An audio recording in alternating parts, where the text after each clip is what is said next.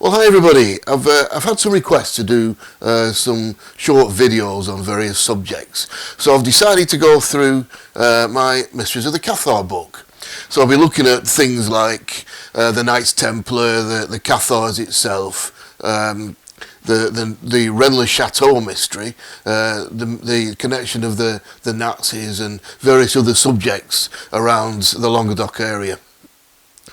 So this short video is going to be just a background to the book. I'll go into my feelings of why I made the book in the first place, my ideas of the Languedoc as a whole down in the Cathar country, and just all the subject that surrounded it. I'll go through every chapter and just give it a little bit of a thought about it, leading up to the main videos. So I've put a link down below in the description, so if you want to buy yourself a copy, click on there. And also there's a PayPal link, so if you'd like to make a contribution to help me build this channel up, a one-off or a monthly contribution, please do. Everything will be gratefully received.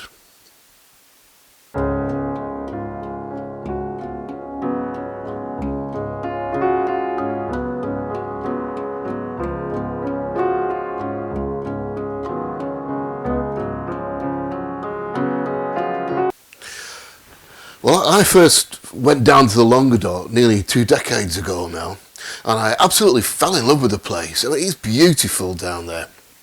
I went as a recce tour because I wanted to do a real megalithic tour down there.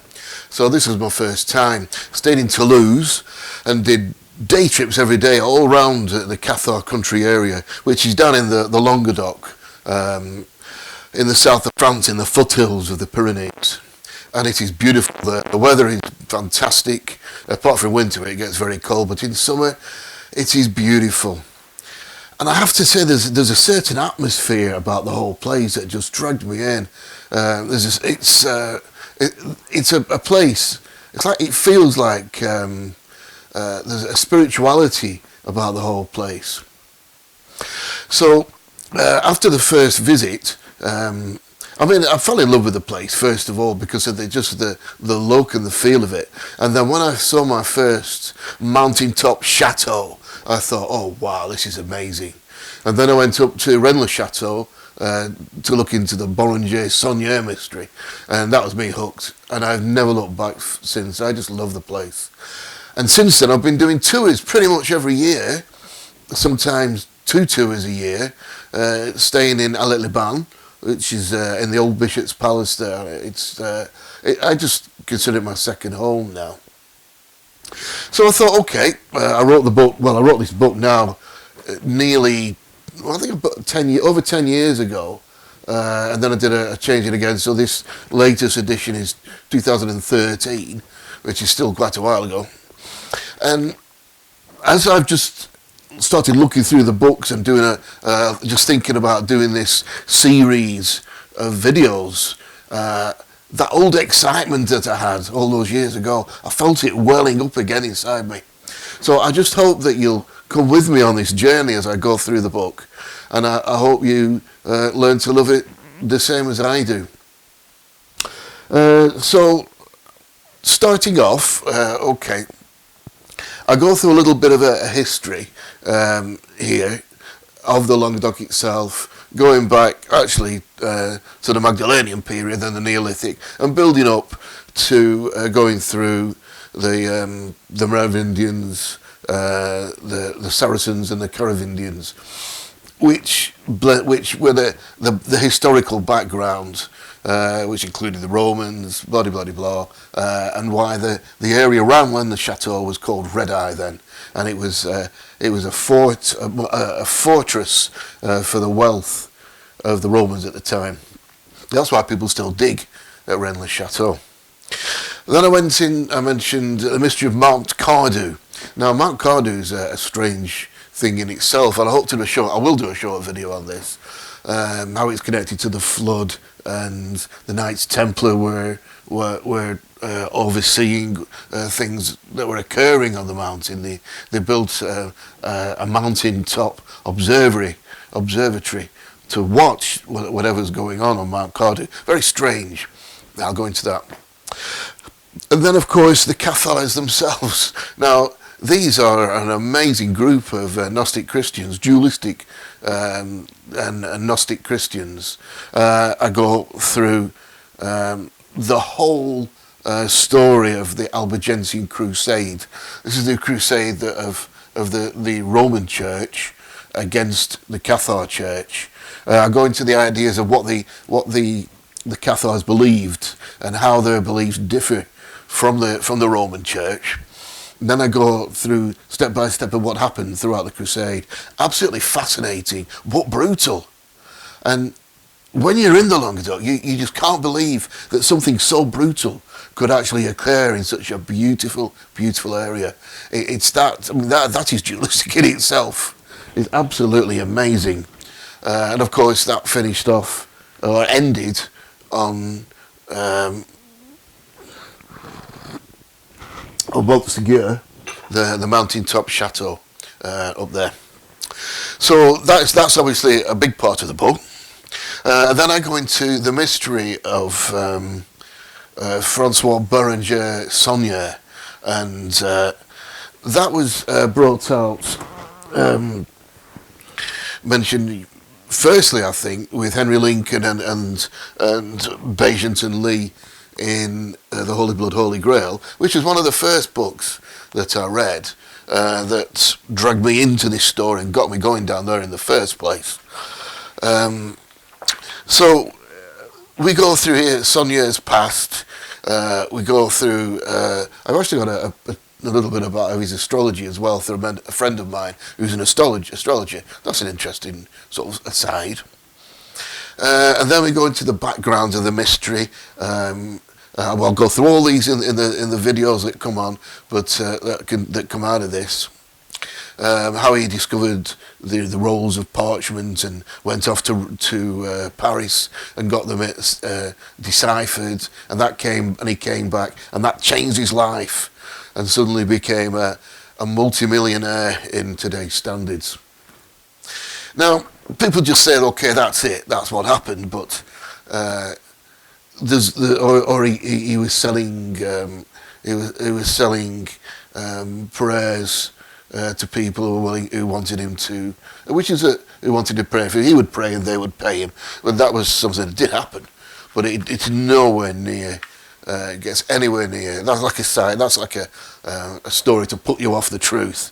But as you get involved in the Rennes-le-Chateau story, it takes you off in all different directions, and we'll follow some of those trails.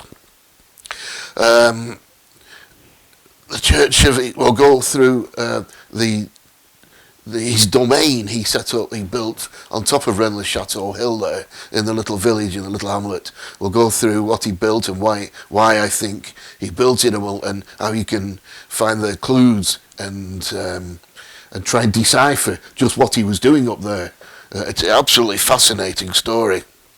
And then how he fell out with the bishop and had to run the church on his own, and basically how it all ended, and how the story didn't seem to end with Saunier dying. And when he did die, there was very strange situations going on around that, and that concerned the other priests nearby. There was Father Jellies and Father Henry Boudet, and that's another fascinating part of the story. We'll go through all that. Then there's a thing I've done a chapter called The Mystery of the Two Towers. Now that started off because of Patricia Chaplin, and she wrote a series of books. This is The City of Secrets, and that's about Girona in Spain, and how there was a tower there which connected up to Saunier's tower in Rennes-le-Chateau. Fascinating connection, fascinating story. The two towers, like the Lord of the Rings, really, same sort of idea. So there's that, and then there's, of course, the Knights Templar as well. Now the Knights Templar is quite a big section as well, and I'm going to go through. I'll break it up into the formation of the Knights Templar and the orthodox idea, and then the sort of unorthodox idea. And then what happened to the Templars? The Rex Deus families, which seem to have some connection. And this book here by Tim Wallace Murphy is absolutely fantastic in explaining the Rex Deus mysteries. I think at one point I might go through and do some book reviews as well of all these different books. I must have 50 books on the bookshelf here just relating to these subjects. So we'll go through all the different, just to read the chapters, the sections in the chapter of the Knights Templar.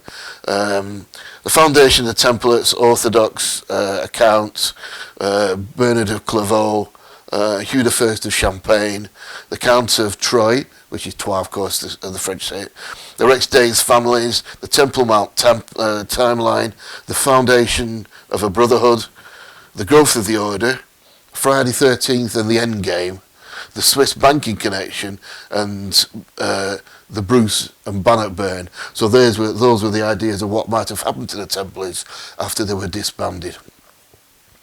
I'll then go into the Priory of Zion. Now, one of the biggest contributors to the story of the Priory of Zion was Gerard de Sade. And this fascinating book about Rennes-le-Château covers pretty much everything that you really need to know about the Priory of Zion. But Jean-Luc Chamal has brought another book out very recently, again, about the Priory of Zion. So the mystery does go on and on and on. So where are we after that? The Priory of Zion. And then there's the Nazi connection. And that'll be another talk in itself. Fascinating. Now, as I went through the book, I tried to make it just plain speak. That was kind of my ethos of writing. So you can read it. It's just like chatting together, really. It's very easy to read. But hopefully I went into enough detail to get into the nitty-gritty of the story. Anyway, I hope you stay. I'm getting really excited about this now. And I'm really looking forward to doing this. So please stay with me through the short videos that I make. And like I said before, I've put in the description below the video, I've put in a link so you can get yourself a copy of my book, The Mysteries of the Cathar Country. See, I forgot the name of it then. And then there's another link to my PayPal account. So if you want to support me through this and building up the channel and doing this work, then please do. You can either give a one-off donation, or you can click it for it to be monthly. And believe me, the way things are now, every little bit will be very, very, very, very well received. So I hope you enjoy what's to come.